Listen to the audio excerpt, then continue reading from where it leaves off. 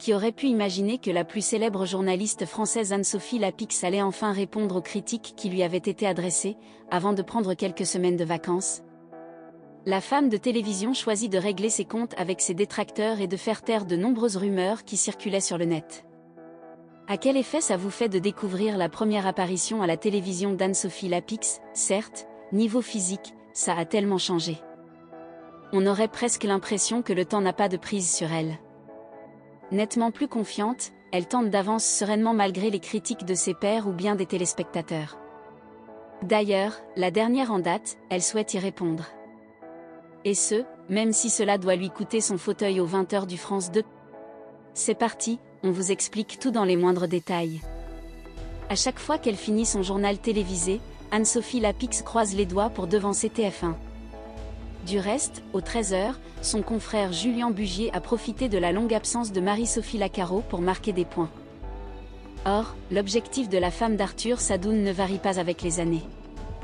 Si elle veut sauver sa peau, elle doit donner du fil à retordre à Gilles Boulot ou bien à Anne-Claire Coudray. Épuisée par son récent clash avec Rachida Dati, elle compte les jours qui la séparent de sa pause estivale. Chouette, à partir du 15 juillet, Nathanaël de Rinquequessan ou Karine Bastrégis reviennent en fanfare.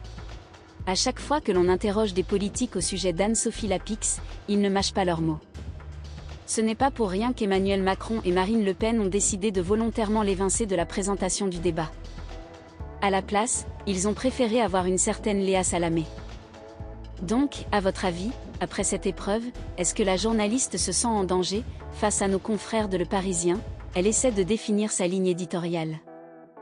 Balayant les critiques d'un revers de la main, elle semble consciente qu'on la décrit comme une personnalité pugnace, c'est pourquoi, au mieux d'attendre ses bonnes résolutions de janvier, elle va s'efforcer de renverser la vapeur en septembre, on peut plus ou moins apprécier mon ton mais je tente de le rendre plus neutre, de gommer l'ironie et même le sourire.